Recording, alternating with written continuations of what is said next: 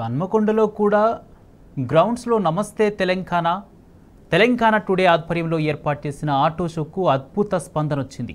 Auto షోను శాసన మండలి vice chairman బండా Prakash, ZP chairman Sudheer Kumar, నమస్తే తెలంగాణ సీఎం సుధీర్ రావు ప్రారంభించారు.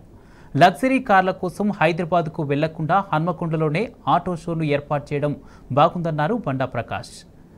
2 రోజుల పాటు జరిగే ఆటో షోను వరంగల్, హన్మకొండ వాసులు సద్వినియోగం చేసుకోవాలని సూచించారు నమస్తే తెలంగాణ సీఎం సుధీర్ రావు. కార్ ఎక్స్పో నిర్వహించడం అనేది అభినందించే విషయం.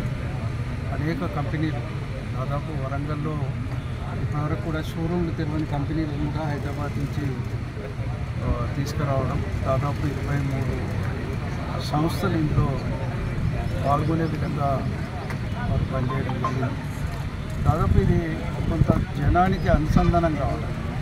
చాలా కార్యక్రమాలు చేస్తున్నారు. దాంతో పాటుగా ఇక్కడ ఆటో ఎక్స్పో ఏదైతే ఉన్నదో ఇవాళ ద్వితీయ శ్రేణి పట్టణమైనటువంటి హైదరాబాద్ తర్వాత నెక్స్ట్ హైదరాబాద్ ఇది వరంగల్ కానీ హన్మకొండ లోపల ఇవాళ అగ్రికల్చర్ గ్రౌండ్స్ లోపల 23 కంపెనీలకు సంబంధించిన కార్లు పెట్టండి. ఇక్కడ కార్లే కాదు, మోపెడ్స్ కూడా ఉన్నాయి, తర్వాత 2 వీలర్స్ కూడా ఉన్నాయి. ఇవన్నీ వివిధ స్థాయిలలో ఉన్నటువంటి ఒక ప్రజానికానికి అందుబాటులో ఉంటుంది. తెలంగాణ టుడే సమర్పించు ఆటో షో వరంగల్ ఈరోజు ఇక్కడ మనం అగ్రికల్చర్ గ్రౌండ్స్లో జరుపుకుంటున్నాము. ఈ షో 2 రోజుల పాటు ఉంటుంది. ఇక్కడ ఈ షోలో మనకి ₹1,00,000 మొదలు 1,50,00,000 వరకు ఉన్న వెహికల్స్ ప్రదర్శనలో ఉంచారు. అలాగే majority of the stalls Hyderabad నుంచి రావడం జరిగింది.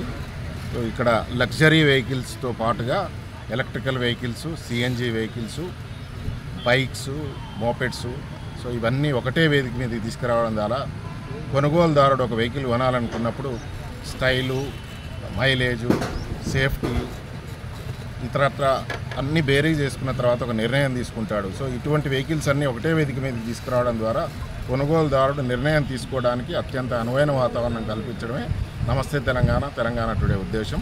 Keeping an event here in Warangal under నమస్తే తెలంగాణ. ఈ ఈవెంట్కి వచ్చినందుకు ఇక్కడ మాకు మంచి రెస్పాన్స్ ఉన్నది. అండ్ నమస్తే Telangana also is cooperating very good and we have a good response with Warangal people. Thank you.